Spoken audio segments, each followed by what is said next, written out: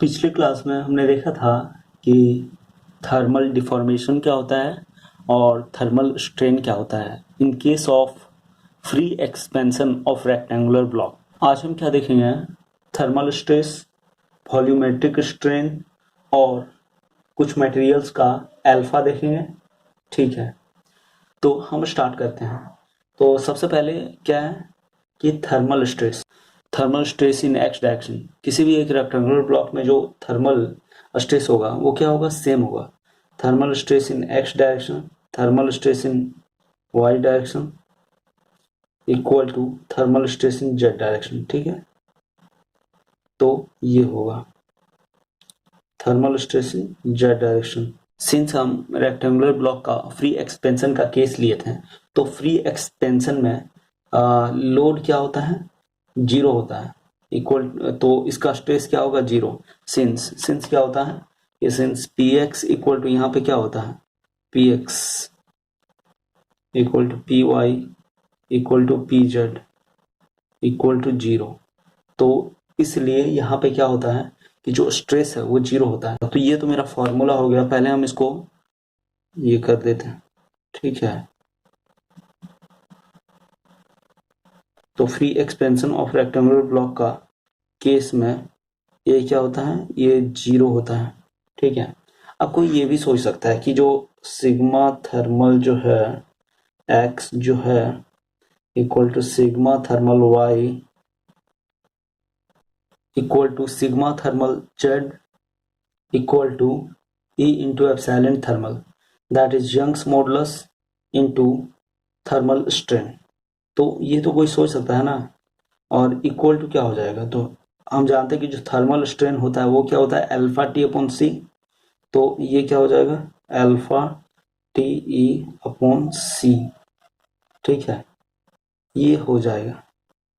तो ये कोई सोच सकता है, लेकिन ये यहाँ नहीं होगा। क्यों नहीं होगा? ये नहीं होगा क्योंकि यहाँ पे जो है फ्री एक्सपेंशन का केस है। Since here free expansion, since here free expansion, क्योंकि यहाँ फ्री एक्सपेंशन का है और फ्री एक्सपेंशन है तो इससे क्या हो? तो जो क्रॉस सेक्शन है, अब जैसे ये क्रॉस सेक्शन है, ठीक है, अब ये क्रॉस सेक्शन है तो ये फ्रीली एक्सपेंड हो सकता है। अगर ये फ्रीली एक्सपेंड हो सकता है तो इसमें कोई भी लोड हम नहीं लगाएंगे। जैसे ये जो P X P Y P Z जो है, अब ये कोई लोड तो इसमें एक्ट तो करेगा नहीं। अगर कोई लोड इसमें एक्ट करेगा नहीं तो इसका जो थर्मल स्ट्रेस होगा वो जीरो होगा। कोई रेस्ट्रिक्शन चाहिए थर्मल स्ट्रेस होने के लिए। इससे हम कैसे बच सकते हैं? इसके लिए एक फॉर्मूला होता है। क्या होता है फॉर्मूला? E इक्वल टू होता है स्ट्रेस अपॉन लॉन्गिट्यूडनल स्ट्रेन, ये हम जानते हैं। तो यहाँ से क्या होता है? इम्प्लाई दैट थर्मल स्ट्रेस का जो फॉर्मूला होता है इक्वल टू क्या होता है? E into longitudinal strain, E into longitudinal strain. तो ये फॉर्मूला होता है इक्वल टू, अब यहाँ पे क्या हो जाएगा? इक्वल टू जीरो हो जाएगा। ठीक है, इक्वल टू जीरो हो जाएगा। सिंस ये जीरो क्यों हो जाएगा? क्योंकि यहाँ पे जो लॉन्गिट्यूडनल स्ट्रेन है, लॉन्गिट्यूडनल स्ट्रेन है, लॉन्गिट्यूडनल स्ट्रेन जो है इक्वल टू क्या है? यहाँ पे जीरो है। और वही होगा लेटरल स्ट्रेन भी वही इक्वल टू जीरो होता है, इक्वल टू लेटरल स्ट्रेन। तो अभी कौन कौन सा फॉर्मूला हो गया? एक फॉर्मूला तो ये हो गया और एक फॉर्मूला हम ये सीखें, ये फ्री एक्सपेंशन का केस में ये तो जीरो हो जाएगा। तो अभी हम देखें कि जो थर्मल स्ट्रेस है ये फ्री एक्सपेंशन का तो केस है, इसमें तो जीरो हो जाएगा। लेकिन अगर वहीं रेस्ट्रिक्टेड एक्सपेंशन होगा, ठीक है, जैसे ये क्रॉस सेक्शन है, अगर हम इसको कोई वाल से इस तरह से हम रेस्ट्रिक्ट करते हैं, ठीक है, इसको हम आगे बढ़ने ही नहीं दें, तो ये जो जैसे ये स्केल है या फिर जो वाल बोले, ये क्या करेगा? अगर ये इरेजर एक्सपेंड होना चाहेगा तो ये क्या करेगा? कॉन्ट्रैक्शन फोर्स लगाएगा। और तब क्या होगा? तब ये जो पी एक्स और पी वाई और पी जेड जो है, ये जो लोड है, ये लोड इस इरेजर का क्रॉस सेक्शन पे एक्ट करेगा। तो उस केस में क्या होगा? उस केस में थर्मल स्ट्रेस जनरेट हो। तो यहाँ पे एक फॉर्मूला कौन सा आया, sigma thermal stress equal to E into longitudinal strain. ठीक है, अब हम वॉल्यूमेट्रिक स्ट्रेन देखते हैं। ठीक है, तो वॉल्यूमेट्रिक स्ट्रेन क्या होता है, वॉल्यूमेट्रिक स्ट्रेन इक्वल टू होता है change in volume upon original volume, that is delta V upon V equal to epsilon X plus epsilon Y plus epsilon Z, that is strain in x direction plus strain in y direction plus strain in z direction. और ये जो formula जो है, ये जो formula है ये कब वैलिड होता है, ये वैलिड होता है valid under any state of stress.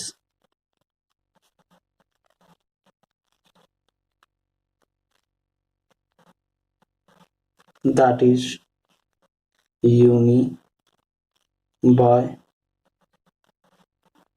Try axial hydrostatic non hydrostatic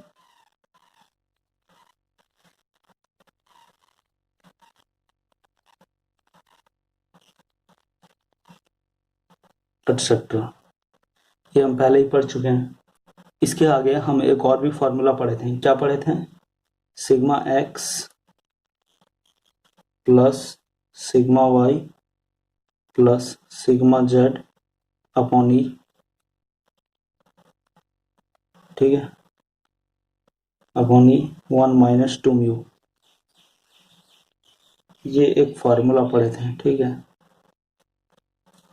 और ये फॉर्मूला कब अप्लाई करते हैं, कब वैलिड होता है ये फॉर्मूला, ये फॉर्मूला हम जानते हैं कि वैलिड होता है valid under valid only when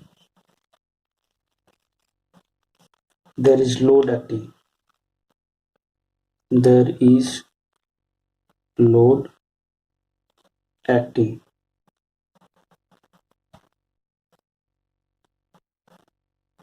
as it is derived by considering as it is derived by considering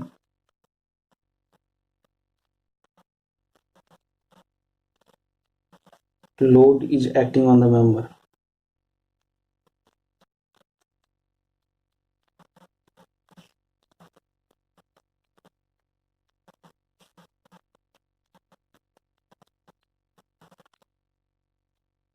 तो ये वाला जो है ये कब होता है, जब लोड एक्ट कर रहा होता है मेंबर में, ये तभी अप्लाई होता है।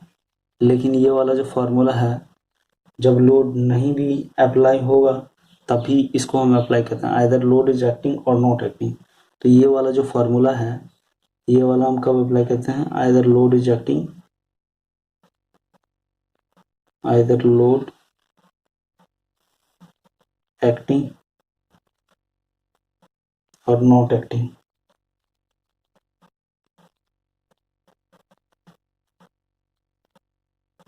पहला वाला जो है वो क्या है, जनरल फॉर्मूला है, और ये जो दूसरा वाला जो है ये क्या है, बस ये जो फॉर्मूला है ये बस लोड एक्ट करेगा तभी। तो हम देख रहे थे volumetric strain due to change in temperature. ठीक है, volumetric strain due to change in temperature equal to क्या हो जाएगा, तो ये फॉर्मूला तो कॉमन है सभी के लिए, that is delta V upon V equal to epsilon X plus epsilon Y plus epsilon Z equal to. अब हम ये भी जानते हैं कि जो थर्मल स्ट्रेन होता है, जो थर्मल स्ट्रेन होता है वो सारा एक्स डायरेक्शन में, वाई डायरेक्शन में, जेड डायरेक्शन में, तीनों डायरेक्शन में क्या होता है, इक्वल होता है। तो इक्वल टू क्या होगा, 3 इंटू थर्मल स्ट्रेन, यही हो जाएगा। तो ये 3 into thermal strain equal to क्या होगा, 3 into alpha T upon C हो जाएगा। तो जो फॉर्मूला आया volumetric strain due to change in temperature, वो क्या आया, imply that volumetric strain due to change in temperature equal to क्या आया, 3 alpha T upon C. So this is volumetric strain due to thermal deformation. Volumetric strain due to thermal deformation. Strain due to thermal deformation. Temperature rise के लिए अगर हमको volumetric strain का formula अगर लिखना होगा तो हम किस तरह से लिखेंगे, ये that is epsilon v equal to 3 alpha T upon c. अब वॉल्यूमेट्रिक स्ट्रेन का एक क्वेश्चन देखते हैं. तो क्वेश्चन क्या है, question is determine delta we, that is delta we का क्या मतलब हुआ, change in volume, change in volume of a cube due to its free expansion, due to its free expansion.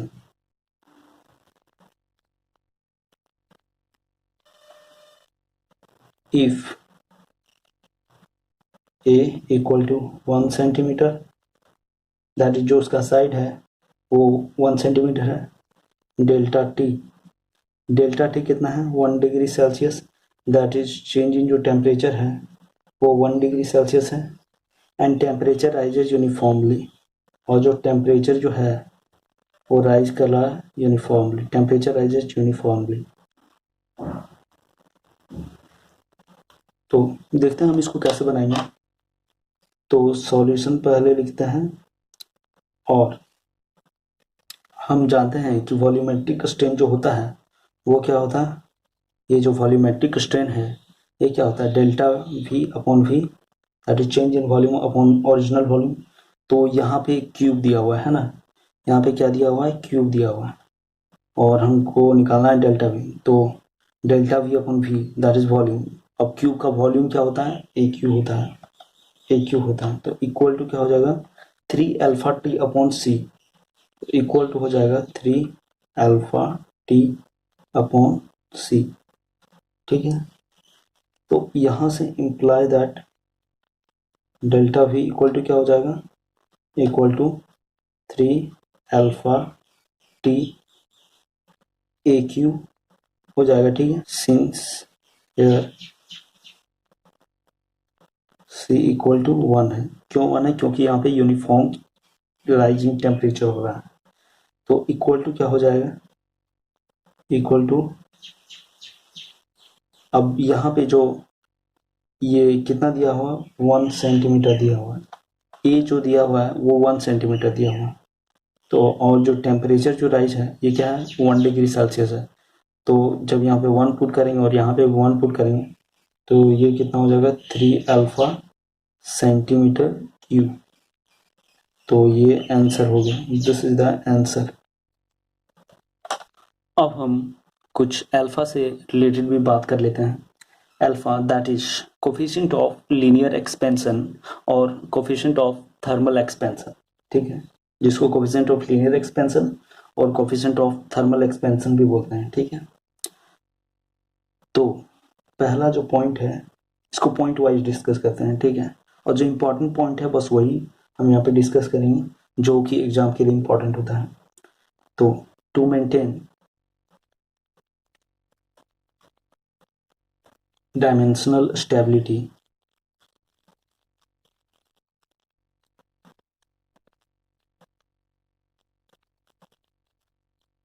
in presence of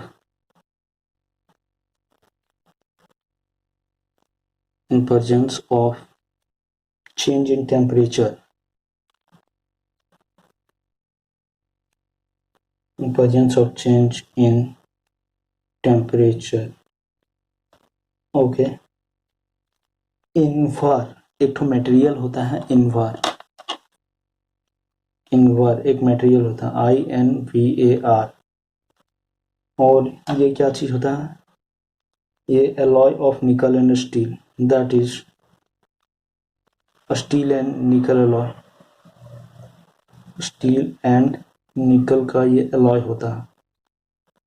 इनवर जो material है ये steel और निकल का एलॉय होता है, should be treated as material of that component, should be treated as material of that component।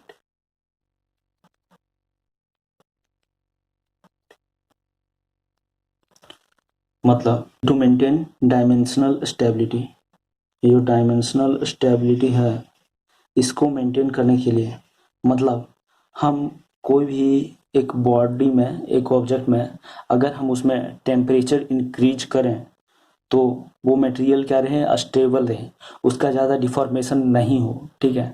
तो अगर वैसा अगर चीज़ हमको चाहिए उसके लिए हम एक मटेरियल यूज करते हैं, दैट इज इनवर, और ये क्या होता है, निकल और स्टील का एलॉय होता है, स्टील एंड निकल एलॉय।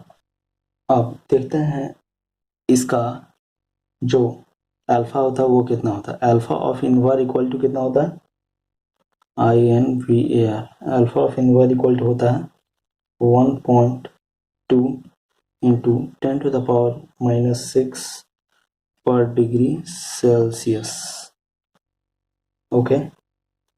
और तो ये तो इनवर का हो गया। अब कुछ और चीज़ का हम यहाँ पे अल्फा इसके साथ कंपेयर करते हैं, तो अल्फा ऑफ स्टील होता है वो कितना होता है, अल्फा ऑफ स्टील जो होता है, अभी इस मटेरियल के साथ हम दूसरा कंपेयर करके देखते हैं। अल्फा ऑफ स्टील कितना होता है 12 इंटू 10⁻⁻6 पर डिग्री सेल्सियस। अब देख रहे हैं कितना है, ये 1.2 है और ये 12 है, तो ये कितना है, अबाउट 10 टाइम्स इससे ज़्यादा है, अबाउट 10 टाइम्स, इसका कितना ज़्यादा है 10 टाइम्स। तो मतलब इसका डिफॉर्मेशन क्या हो जाएगा, लगभग 10 टाइम्स हो जाता है स्टील में, इनवर और स्टील का कंपैरिजन करें तो। अगर एल्युमिनियम का हम देखें तो उसका कितना होता है, aluminium, alpha of aluminium equal to 20 into 1.2 into 10⁻⁻6 पर डिग्री सेल्सियस, और ये क्या है 20 इंटू 1.2, तो ये 1.2 है और इसका 20 टाइम्स लगभग हो जाता है एल्युमिनियम का। तो एल्युमिनियम में जो डिफॉर्मेशन होता है वो कितना होता है, about 20 times, about 20 times.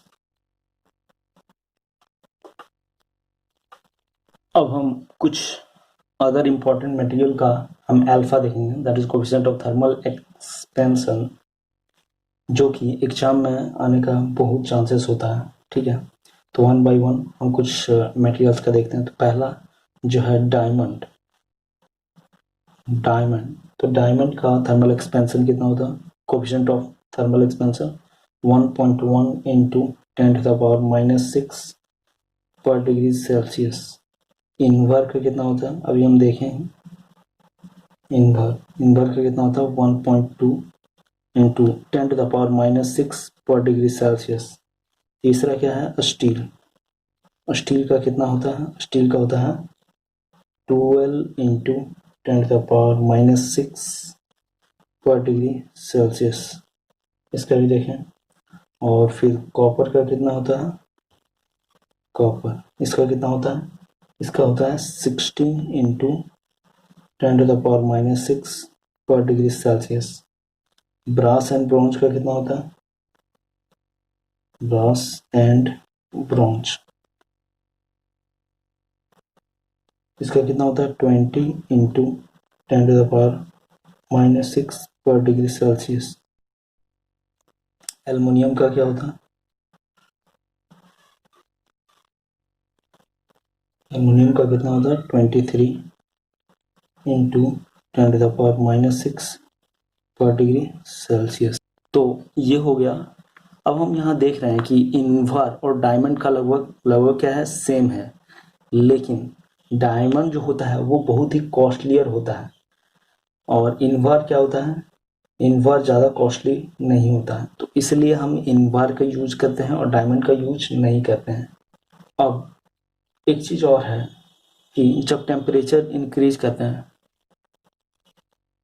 When temperature is increase, तो हायर अल्फा का क्या मतलब होता है?